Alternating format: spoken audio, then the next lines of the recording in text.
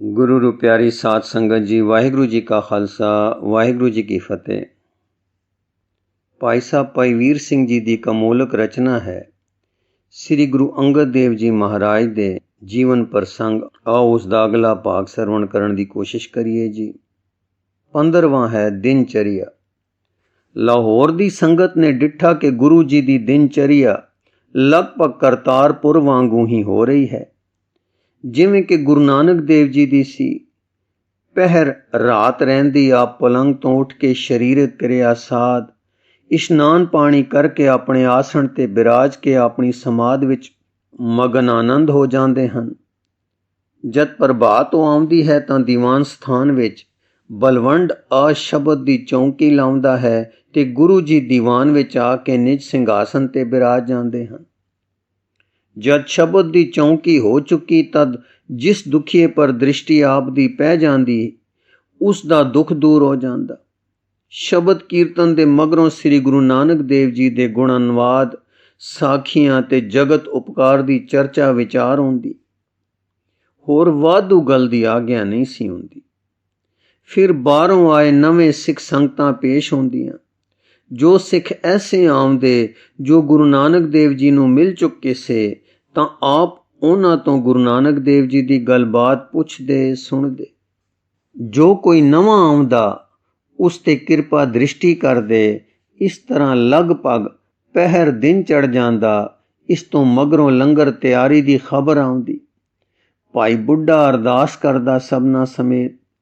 गुरु जी लंगर विच जांदे ते पंगत ला बैठदे। चार वरन दे इकट्ठे प्रसाद छकदे, भांडे मिट्टी दे ते पत्थरां दे। एक पंगत विच बैठ के प्रसाद छकना इसलिए तोरिया सी कि एक आदमी वखरा वखरा चौंका रचे ते रोटी पकाए। ये हट के जाति किरणा काटे। लंगर तो मगरों गुरु जी चार घड़ी लई बिराज जांदे। जद नींद कर उठदे तां बालक आ जांदे।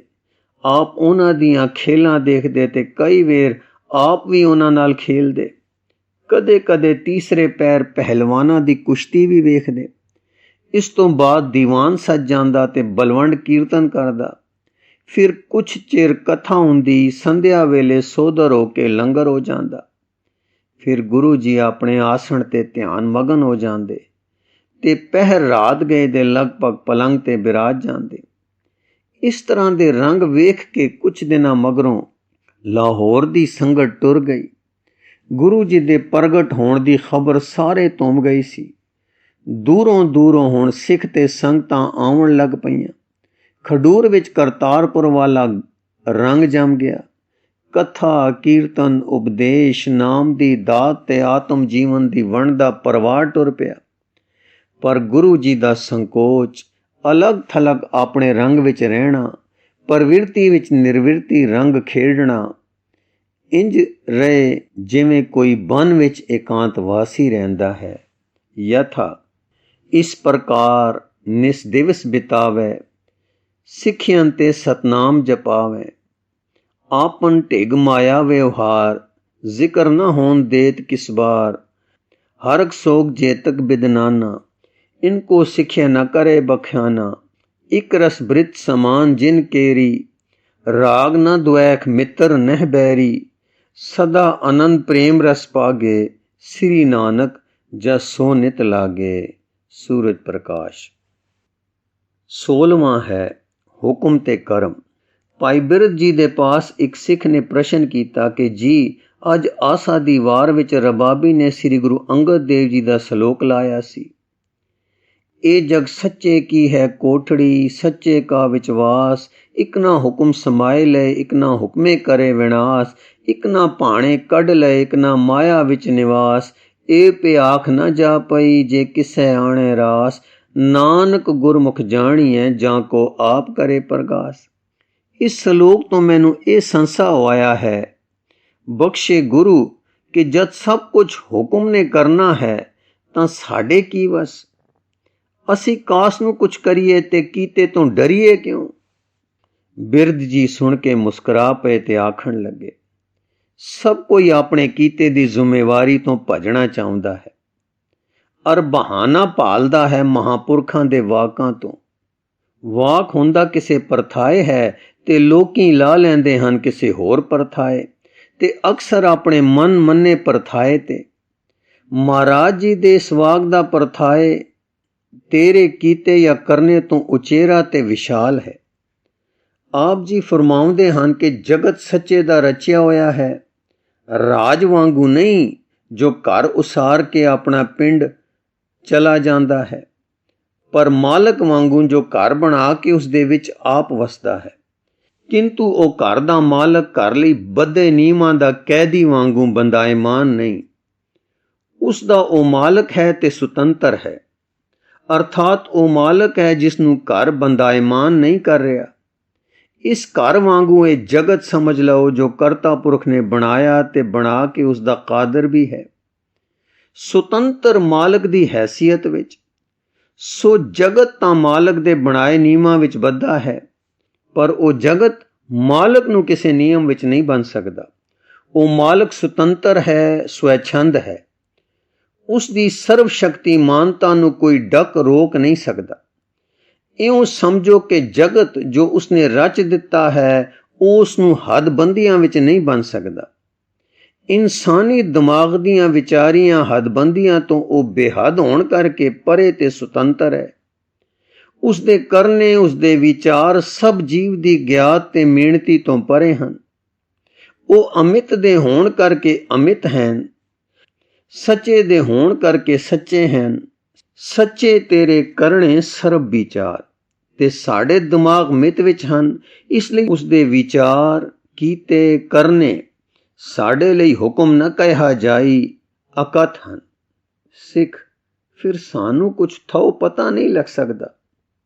ਬਿਰਧ, ਕਰਤਾ ਕਾਦਰ ਕਰੀਮ ਜਿਸ ਤੇ ਮਿਹਰ ਕਰਕੇ ਆਪਣਾ ਚਾਨਣਾ ਪਾ ਦਿੰਦਾ ਹੈ ਉਹ ਗੁਰਮੁਖ ਕਹੀਦਾ ਹੈ। ਜਿਸ ਪਰ ਚਾਨਣਾ ਪੈ ਗਿਆ ਉਹ ਕਰਤਾ ਪੁਰਖ ਨੂੰ ਪ੍ਰਾਪਤ ਹੋ ਜਾਂਦਾ ਹੈ। ਇਸ ਵਿੱਚ ਸਹਿਨਤ ਇਹ ਹੈ ਕਿ ਉਸ ਗੁਰਮੁਖ ਦਾ ਸਤਸੰਗ ਕਰੋ ਤਾਂ ਜੋ ਤੁਸਾਂ ਤੇ ਵੀ ਪ੍ਰਗਾਸ ਪਵੇ। ਸਿੱਖ, ਮੈਂ ਜਾਤਾ ਸੀ ਕਿ ਇਸ ਦਾ ਅਰਥ ਹੈ ਗੁਰੂ ਦੁਆਰਾ ਜਾਣੀਦਾ ਹੈ ਜਿਸ ਤੇ ਆਪ ਪ੍ਰਗਾਸ ਪਾ ਦੇਵੇ। ਬਿਰਧ, ਗੁਰਮੁਖ ਪਦ ਦਾ ਗੁਰੂ ਦੁਆਰਾ ਅਰਥ ਵੀ ਗੁਰਬਾਣੀ ਵਿੱਚ ਹੈ। ਗੱਲ ਫਿਰ ਉੱਥੇ ਹੀ ਆ ਜਾਵੇਗੀ, ਜਿਸ ਉਤੇ ਉਹ ਪ੍ਰਗਾਸ ਪਾਵੇ ਉਹ ਜਾਣਦਾ ਹੈ। ਸੋ ਜਿਸ ਤੇ ਪ੍ਰਗਾਸ ਪਿਆ ਉਹ ਜਾਣਨਹਾਰ ਹੋ ਗਿਆ। ਧੁਨੀ ਵਿੱਚ ਉਹ ਰਹੀ ਕਿ ਉਸ ਦਾ ਸਤਸੰਗ ਕਰੋ। ਸਿੱਖ, ਫਿਰ ਜੋ ਅਸਾਂ ਕੁਝ ਕੀਤਾ। ਬਿਰਧ, ਆਪ ਬੀਜ ਆਪੇ ਹੀ ਖਾਓ, ਸਾਡੇ ਲਈ ਇਹ ਨਿਯਮ ਹੈ। ਇਸ ਪਰ ਅਸੀਂ ਟੁਰੀਏ। ਸਾਡੇ ਕਰਨੇ ਤੇ ਵਿਚਾਰ ਮਾਇਆਵੀ ਹਨ ਤੇ ਹੱਦ ਵਿੱਚ ਹਨ, ਪਰ ਉਹ ਕਰਤਾ ਪੁਰਖ ਅਮਿਤ ਬਲ, ਅਮਿਤ ਗਿਆਨ ਵਾਲਾ ਸਾਨੂੰ ਰਚ ਕੇ ਤੇ ਵਿਆਪਕ ਹੋਣ ਕਰਕੇ ਇਸ ਤਰ੍ਹਾਂ ਦੇ ਨਿਯਮਾਂ ਨਾਲ ਆਪ ਨਹੀਂ ਨਾ ਬਚ ਗਿਆ। ਉਸ ਦੇ ਅਖਤਿਆਰ ਤੇ ਕਰਨੇ ਸੱਚੇ ਹਨ, ਸਵੈਛੰਦ, ਸੁਤੰਤਰ, ਬੇਰੋਗ ਤੇ ਅਮਿਤ ਹਨ। ਜਿਸ ਨੂੰ ਚਾਹੇ ਮੀਰ ਨਾਲ ਕੱਢ ਲਵੇ, ਜਿਸ ਨੂੰ ਚਾਹੇ ਆਪਣੇ ਰਾਹੇ ਤੁਰਿਆ ਰਹਿਣ ਦੇਵੇ। ਬੇਹੱਦ ਦੇ ਵਸੀਕਾਰ ਨੂੰ ਤੁਸੀਂ ਹੱਦ ਨਾ ਲਾਓ। ਤੁਸੀਂ ਯਤਨ ਕਰੋ, ਮਿਹਨਤ ਕਰੋ, ਤੁਹਾਡੀ ਘਾਲ ਥਾਂ ਪਵੇਗੀ।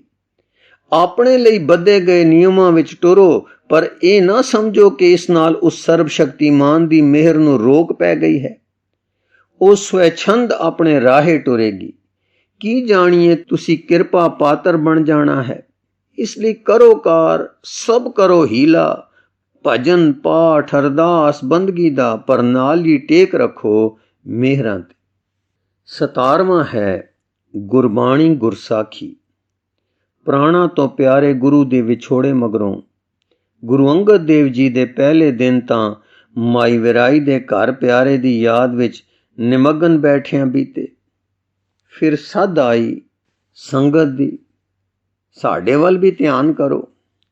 ਗੁਰੂ ਨਾਨਕ ਦੇਵ ਜੀ ਦੀ ਆਗਿਆ ਚਿੱਤ ਕਰਕੇ ਇਹ ਵੀ ਉਹਨਾਂ ਦੀ ਸੇਵਾ ਹੈ।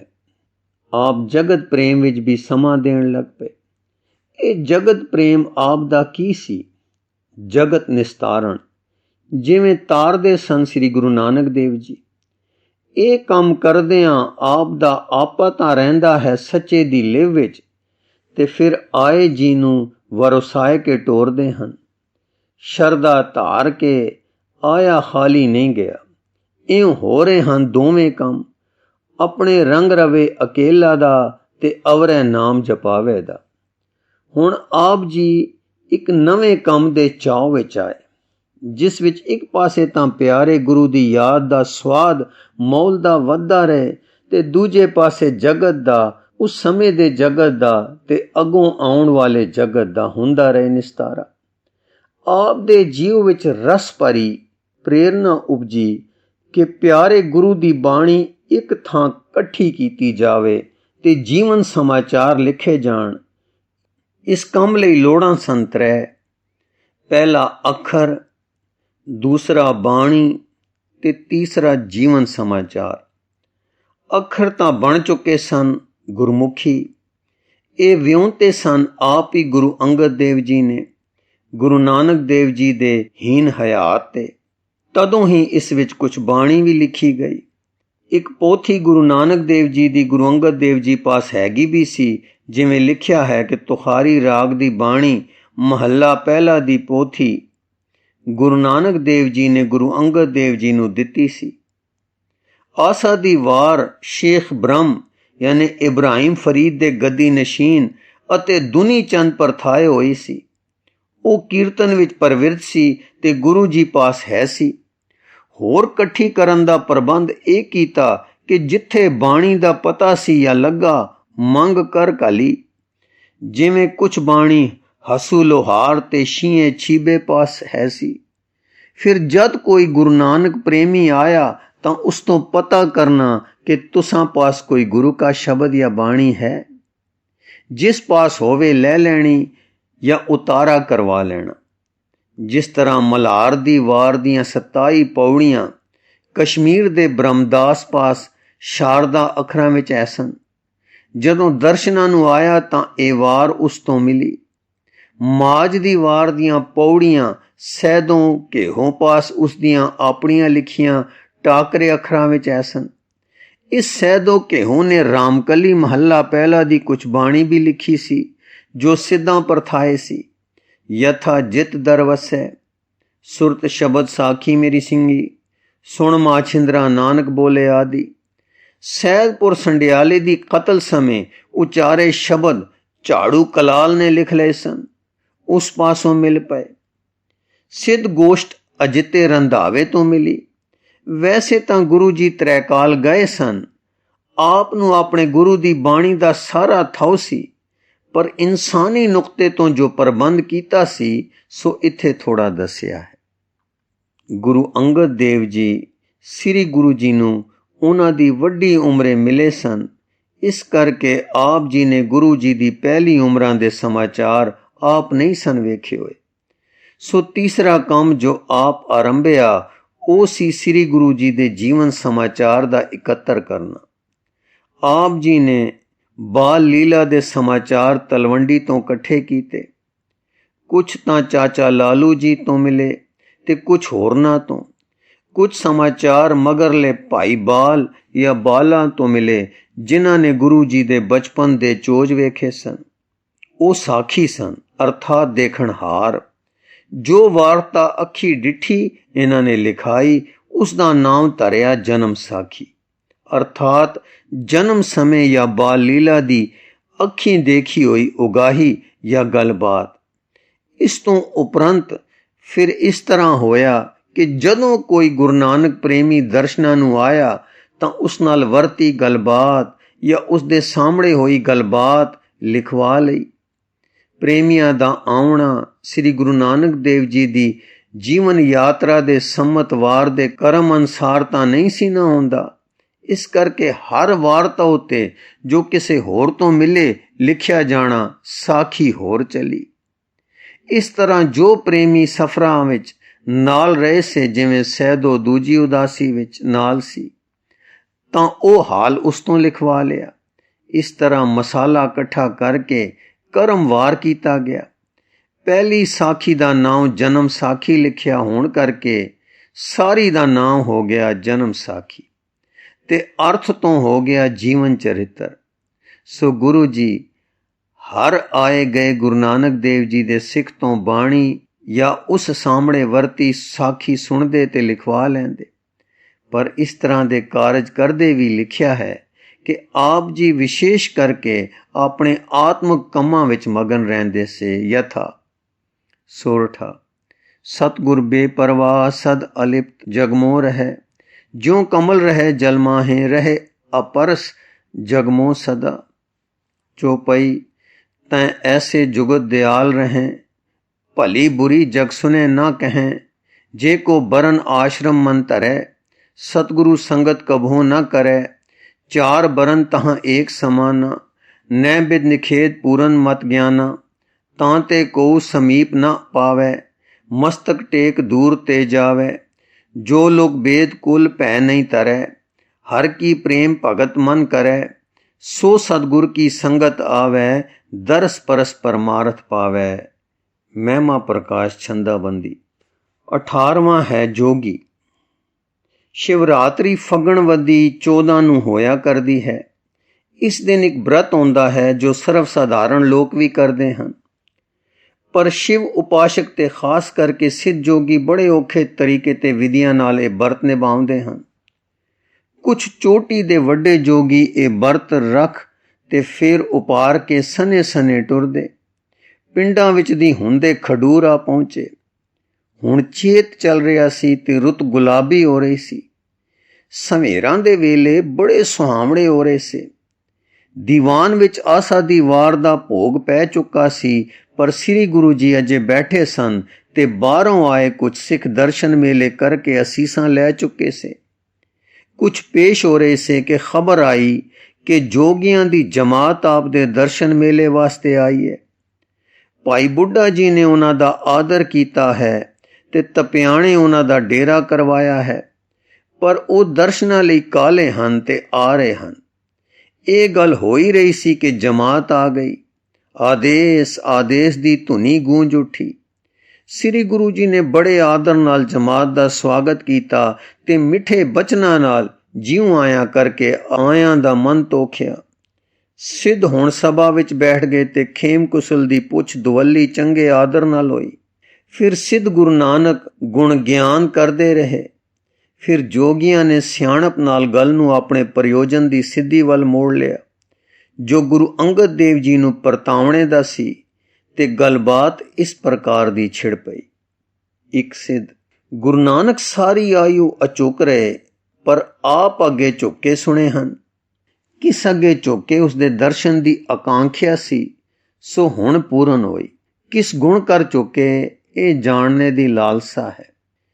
ਗੁਰੂ ਜੀ ਜੋ ਅਚੁੱਕ ਨਿਰੰਜਨ ਅੱਗੇ ਝੁਕਿਆ, ਉਹ ਅਚੁੱਕ ਕਾਸ ਨੂੰ। ਜੋ ਗੋਦੀ ਲਏ ਬਾਲ ਵੱਲ ਝੁੱਕ ਕੇ ਤੱਕਿਆ, ਉਸਨੂੰ ਝੁਕਿਆ ਕਿਉਂ ਕਹੀਏ। ਜੋ ਮਾਇਆ ਅੱਗੇ ਝੁਕ ਰਹੇ ਜਗਤ ਦੇ ਸਾਹਵੇਂ ਨਾ ਝੁਕਿਆ, ਉਸਦੀ ਅਝੁਕਤਾ ਨੂੰ ਆਤਮ ਸੁਤੰਤਰਤਾ ਕਿਉਂ ਨਾ ਕਹੀਏ।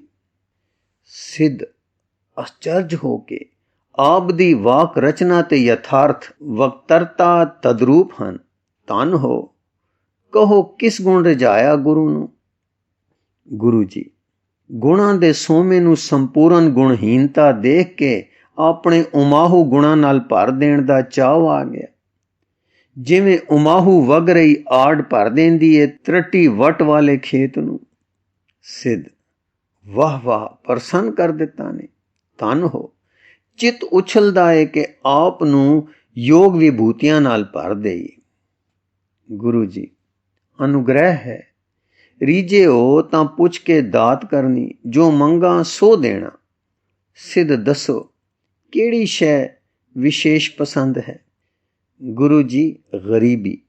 ਸਿੱਧ ਇਹ ਸੁਣ ਕੇ ਨੈਣ ਮੁੰਦ ਕੇ ਮਗਨ ਜਿਹੇ ਹੋ ਗਏ ਕਿ ਇਹ ਨਾ ਸਿੱਧੀ ਹੈ, ਨਾ ਨਿੱਧੀ ਹੈ, ਨਾ ਰਿੱਧੀ ਤੇ ਨਾ 8 ਦੀ ਗਿਣਤੀ ਵਿੱਚ ਹੈ, ਨਾ 18 ਦੀ, ਨਾ 9 ਦੀ ਵਿੱਚ ਹੈ। ਜਦ ਅੱਖਾਂ ਖੁੱਲੀਆਂ ਤਾਂ ਇੱਕ ਸਿੱਧ ਨੇ ਕਿਹਾ, ਮੈਨੂੰ ਆਕਾਸ਼ ਬਾਣੀ ਹੋਈ ਹੈ ਕਿ ਤ੍ਰਿਲੋਕੀ ਦੀ ਗਰੀਬੀ ਗੁਰੂ ਨਾਨਕ ਨੂੰ ਮਿਲੀ ਸੀ ਤੇ ਉਹ ਗੁਰੂ ਅੰਗਦ ਨੂੰ ਦੇ ਆਏ ਹਨ। ਸੋ ਇਹ ਸ਼ੈ ਤਾਂ ਆਪ ਪਾਸ ਅੱਗੇ ਹੀ ਅਮਿਤ ਹੈ। ਜੋ ਅਸੀਂ ਆਖਦੇ ਹਾਂ ਤੁਸੀਂ ਉਹ ਲੈ ਲਓ, ਉਹ ਹੈ ਯੋਗ। ਇਹ ਸ਼ੈ ਸਾਨੂੰ ਪਰਮ ਪਿਆਰੀ ਹੈ ਤੇ ਆਪ ਤਾਂ ਹੀ ਦੇਣ ਨੂੰ ਚਿੱਤ ਕਰਦਾ ਹੈ। ਇਸ ਬਿਨਾਂ ਨਿਰਮਲਤਾ ਨਹੀਂ, ਨਿਰਮਲਤਾ ਬਿਨ ਸਿੱਧੀ ਨਹੀਂ, ਸਿੱਧ ਬਿਨ ਜਗਤ ਨਹੀਂ ਪਤੀਜਦਾ। ਨਾ ਹੀ ਹਠ ਜੋਗ ਕਮਾਏ ਬਿਨਾ ਰਾਜ ਜੋਗ ਤੇ ਕੇਵਲ ਪ੍ਰਾਪਤੀ ਹੈ। ਗੁਰੂ ਜੀ, ਸਜਣੋ, ਯੋਗ ਇੱਕ ਪ੍ਰਾਪਤ ਹੈ ਗੁਰੂ ਨਾਨਕ ਦੀ ਮਿਹਰ ਦਾ ਸਦਕਾ। ਉਹ ਹਠ ਦਾ ਯੋਗ ਨਹੀਂ, ਆਪੇ ਦਾ ਯੋਗ ਨਹੀਂ, ਉਹ ਪਰਮਾਤਮਾ ਵਿੱਚ ਜੋਗ ਹੈ। ਜੀਵ ਤੱਤ ਦਾ ਪਰਮ ਤੱਤ ਵਿੱਚ ਜੁੜਨਾ ਹੈ, ਜੋ ਦਾਤ ਹੋ ਕੇ ਮਿਲੀ ਹੈ ਦਾਤੇ ਗੁਰੂ ਤੋਂ। ਇਹ ਆਖ ਦੇ ਵੈਰਾਗ ਵਿੱਚ ਆ ਗਏ ਤੇ ਬੜੀ ਮਧੁਰ ਧੁਨੀ ਵਿੱਚ ਗਲੇ ਤੋਂ ਸਦ ਹੋਈ। ਸ਼ਲੋਕ ਮਹੱਲਾ ਦੂਜਾ। ਏਕ ਨੇ ਹੀ ਦਾਤ ਆਪਸ ਤੇ ਜੋ ਪਾਈ ਹੈ, ਨਾਨਕ ਸਾ ਕਰਾਮਾਤ ਸਾਹਿਬ ਤੁਠੈ ਜੋ ਮਿਲੇ। ਇਹ ਸ਼ੁਕਰ ਤੇ ਪਿਆਰ ਵਾਲੇ ਫਖਰ ਨਾਲ ਭਰੀ ਸਦ ਸੁਣ ਕੇ ਸਭ ਦੇ ਲੂ ਕੰਡੇ ਹੋ ਗਏ ਔਰ ਕਿਤਨਾ ਚਿਰ ਚੁੱਪ ਛਾਈ ਰਹੀ। ਫਿਰ ਗੁਰੂ ਜੀ ਬੋਲੇ, ਬਿਨਾਂ ਸਹਿਜ ਯੋਗ ਦੇ ਮੁਕਤ ਨਹੀਂ, ਤੇ ਭੇਖ ਨਾਲ ਤਾਂ ਜਗ ਪਤਿਆਉਂਦਾ ਹੈ, ਆਤਮਾ ਨਹੀਂ ਪਤੀਜਦਾ। ਸਿੱਧ ਉਹ ਸਹਿਜ ਯੋਗ ਕਿਹੜਾ ਹੈ? ਫਿਰ ਗੁਰੂ ਜੀ ਬੋਲੇ, ਗੁਰੂ ਨਾਨਕ ਦੇਵ ਜੀ ਨੇ ਇੱਕ ਵੇਰ ਆਪ ਦੇ ਇੱਕ ਭਰਥਰਨਾਮੇ ਜੋਗੀ ਪ੍ਰਤੀ ਆਖਿਆ ਸੀ, ਬਾਬਾ ਜੁਗਤਾ ਜੀਓ, ਜੁਗੋ ਜੁਗ ਜੋਗੀ ਪਰਮ ਤੰਤ ਮੈਂ ਜੋਗੰ।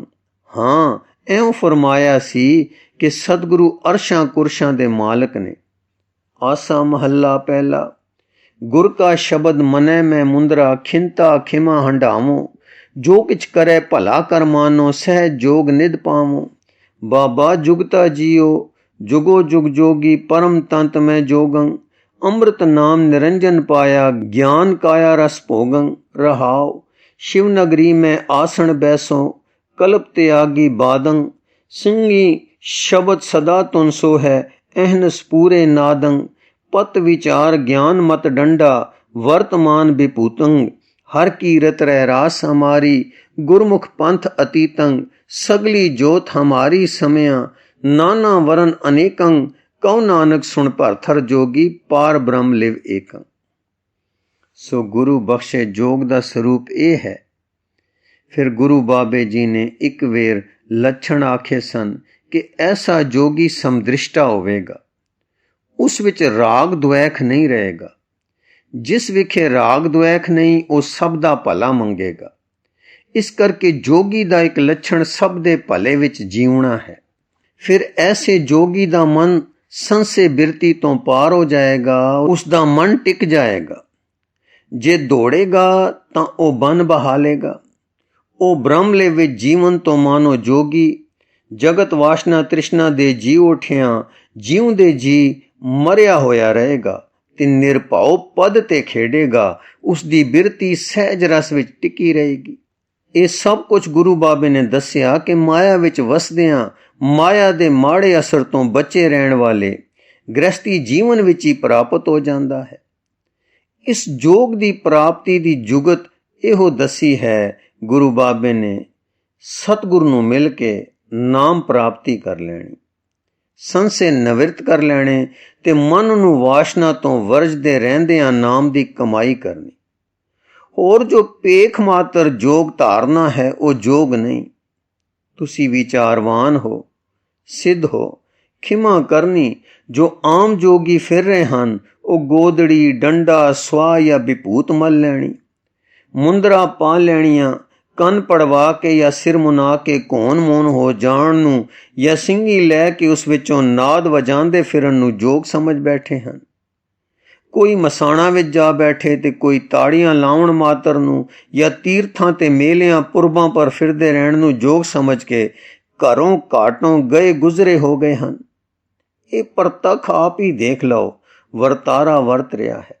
ਖਿਮਾ ਕਰਨੀ ਕਿਸੇ ਨਿਰਾਦਰ ਲਈ ਨਹੀਂ, ਤਤ ਵਿਚਾਰ ਤੇ ਪ੍ਰਤੱਖ ਨੂੰ ਪ੍ਰਮਾਣ ਦੀ ਲੋੜ ਨਾ ਹੋਣ ਵਾਂਗੂ ਦੱਸ ਰਿਹਾ ਹਾਂ ਜੋ ਸਭ ਨੂੰ ਦਿਸ ਰਿਹਾ ਹੈ।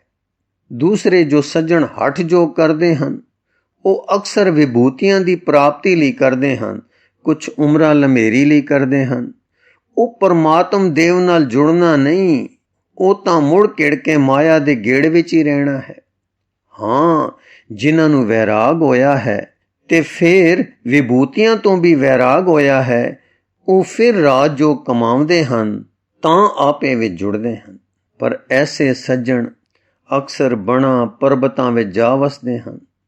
ਉਹਨਾਂ ਦਾ ਜਗਤ ਨੂੰ ਲਾਹਾ ਕੋਈ ਨਹੀਂ। जद वो चंगे लोग जो निर्वास होके भलियाई विच होर भले हो गए ते टुर गए बन्ना परबतां नूं, तद प्रजा दुखी।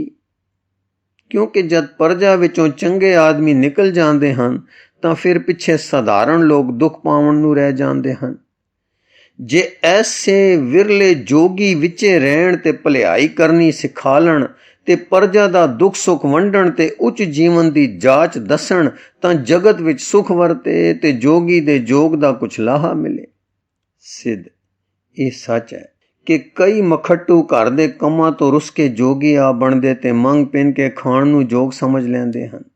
पर भेख लए बिना बंदा पकड़वां वाले गृहस्थ जीवन तो नहीं छुड़दा। दर दर मंगे बिना लोक लाज नहीं छुड़दी ते हंकार नहीं मरदा। तीरथ नाते बिना मैल नहीं लैंदी, नेति धोती प्राणायाम नौली आदि कीते बिना अरोगता नहीं रहिंदी।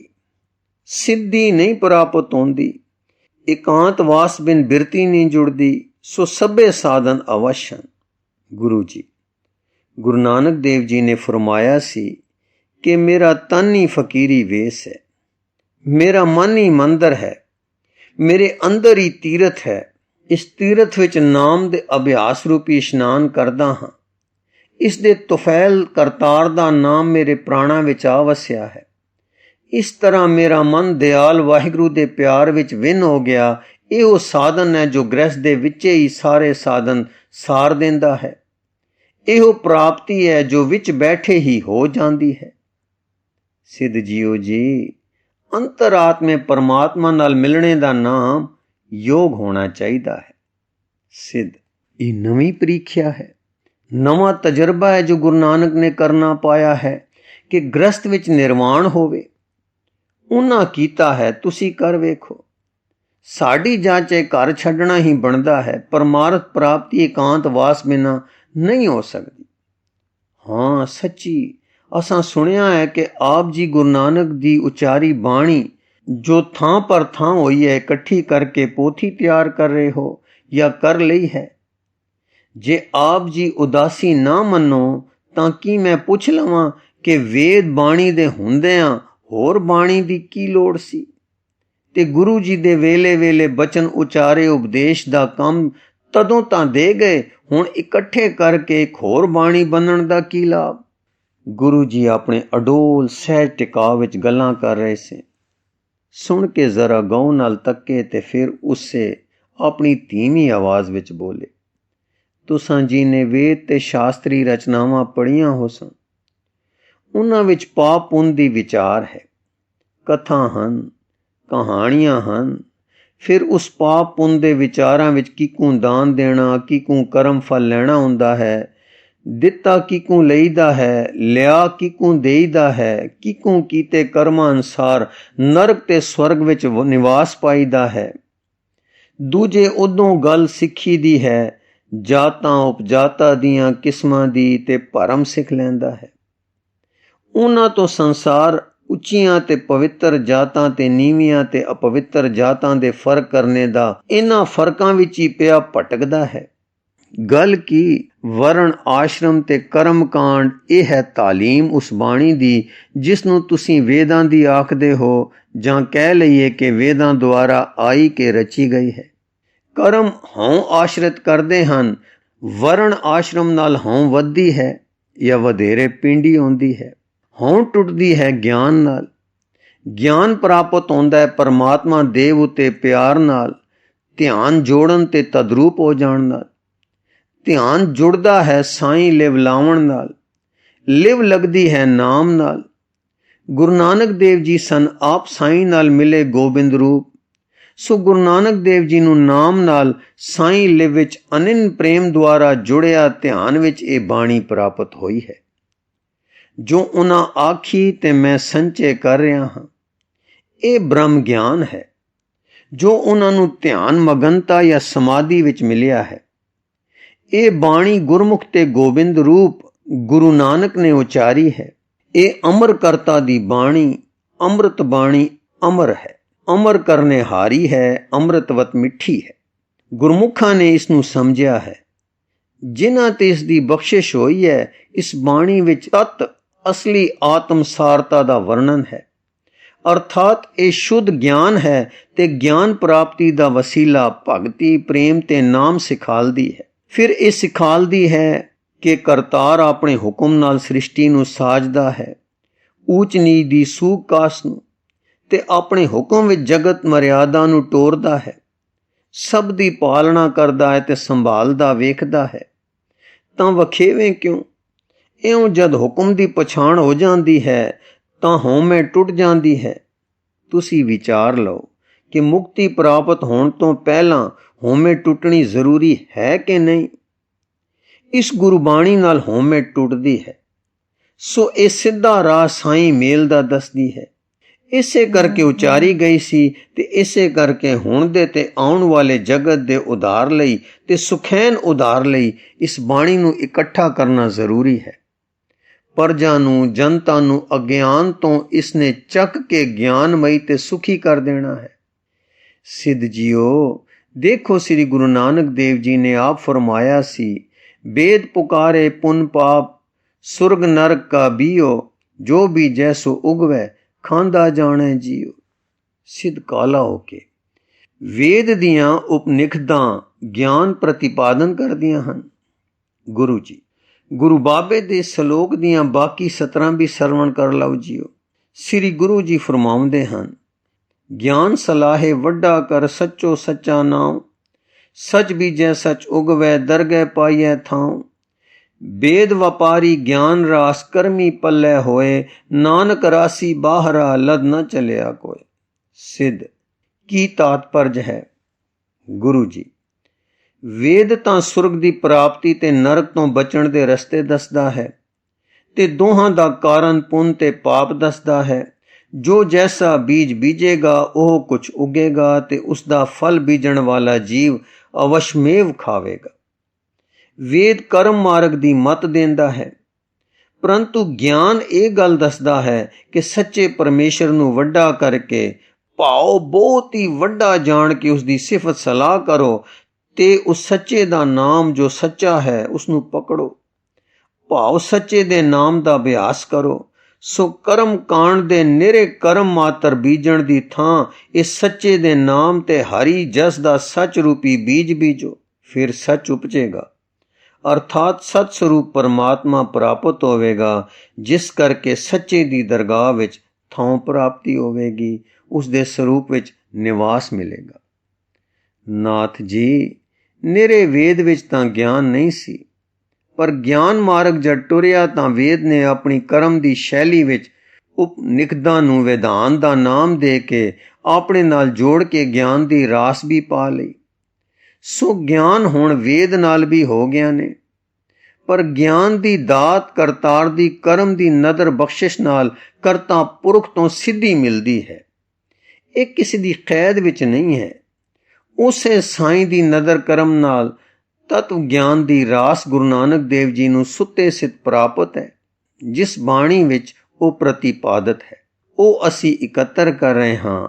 ਉਸ ਦਾ ਇਕੱਤਰ ਕਰਨਾ ਪਰਮ ਪ੍ਰਯੋਜਨੀय ਹੈ, ਕਿਉਂਕਿ ਇਸ ਨਾਮ ਦੀ ਰਾਸ ਤੋਂ ਬਿਨਾਂ ਕੋਈ ਪਰਲੋਕ ਵਿੱਚ ਨਫਾ ਖੱਟ ਕੇ ਗਿਆ ਨਹੀਂ ਸਮਝਿਆ ਜਾ ਸਕਦਾ। ਵੱਡਾ ਸਿੱਧ ਬਾਕੀਆਂ ਵੰਨੇ ਤੱਕ ਕੇ ਬੋਲਿਆ, ਸਤਿਆ ਕਿਆ ਨੇ। ਫਿਰ ਗੁਰੂ ਜੀ ਵੱਲ ਤੱਕ ਕੇ ਬੋਲਿਆ, ਪਰ ਸਾਡਾ ਆਪ ਦਾ ਫਰਕ ਤਿਆਗ ਤੇ ਗ੍ਰਹਿਣ ਦਾ। ਗੁਰੂ ਜੀ, ਸਾਡਾ ਮਾਰਗ ਨਾ ਗ੍ਰਹਿਣ ਹੈ ਨਾ ਤਿਆਗ, ਪਰ ਗ੍ਰਹਿਣ ਵਿੱਚ ਤਿਆਗ ਹੈ। ਗ੍ਰਸਤ ਉਦਾਸ ਮਤ ਹੈ। ਸਿੱਧ ਗੁਰੂ ਨਾਨਕ ਨੇ ਨਵਾਂ ਟੋਰਿਆ ਹੈ, ਤੁਸਾਂ ਸੰਭਾਲਿਆ ਹੈ।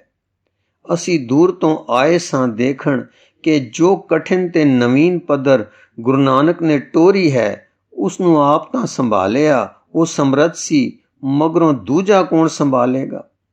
ਜਦ ਸੁਣਿਆ ਕਿ ਸ੍ਰੀ ਚੰਦ ਜੀ ਵਰਗੇ ਤਿਆਗੀ ਨੂੰ ਤਿਆਗ ਕੇ ਆਪਣੇ ਬਾਲਕੇ ਨੂੰ ਦੇ ਗਏ ਹਨ, ਤਾਂ ਚੌਂਪ ਲੱਗੀ ਕਿ ਚਲੋ ਦੇਖੀਏ ਦੂਜਾ ਕੌਣ ਸਮਰੱਥ ਪੁਰਖ ਆਇਆ ਹੈ, ਜਿਸ ਨੇ ਜਲ ਵਿੱਚ ਰਹਿ ਕੇ ਖੰਭ ਸੁੱਕੇ ਰੱਖਣ ਦਾ ਮਾਰਗ ਸੰਭਾਲਿਆ ਹੈ। ਅਸੀਂ ਇਹ ਉਸੇ ਸਮਰੱਥ ਦੇ ਸਿਰ ਤੱਕ ਨਿਭਦੀ ਜਾਣਦੇ ਸਾਂ, ਪਰ ਆਪ ਜੀ ਨੂੰ ਦੇਖ ਕੇ ਪ੍ਰਸੰਨ ਹੋ ਗਏ ਹਾਂ ਕਿ ਆਪ ਉਹਨਾਂ ਦਾ ਹੀ ਰੂਪ ਹੋ। ਗੁਰੂ ਆਪਣੇ ਅਸਥਾਨੀ ਆਪ ਹੀ ਮਾਨੋ ਮੁੜ ਕੇ ਆ ਬੈਠਾ ਹੈ। ਹੱਸ ਕੇ, ਅਸੀਂ ਪ੍ਰੀਖਿਆ ਲਈ ਆਏ ਸਾਂ, ਪਰ ਸੰਨ ਚੱਲੇ ਹਾਂ। ਇਸ ਤਰ੍ਹਾਂ ਵਾਰਤਾਲਾਪ ਕਰਦੇ ਸਿੱਧ ਆਦੇਸ ਆਦੇਸ ਆਖਦੇ ਤੇ ਆਦ ਪੁਰਖ ਕੋ ਆਦੇਸ ਸੁਣਦੇ ਵਿਦਾ ਹੋ ਗਏ। ਹਾਂਜੀ, ਇਸ ਤਰ੍ਹਾਂ ਵਾਰਤਾਲਾਪ ਕਰਦੇ ਸਿੱਧ ਆਦੇਸ ਆਦੇਸ ਆਖਦੇ ਤੇ ਆਦ ਪੁਰਖ ਕੋ ਆਦੇਸ ਸੁਣਦੇ ਵਿਦਾ ਹੋ ਗਏ।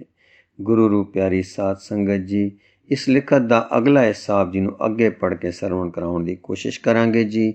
ਵਾਹਿਗੁਰੂ ਜੀ ਕਾ ਖਾਲਸਾ, ਵਾਹਿਗੁਰੂ ਜੀ ਕੀ ਫਤਿਹ।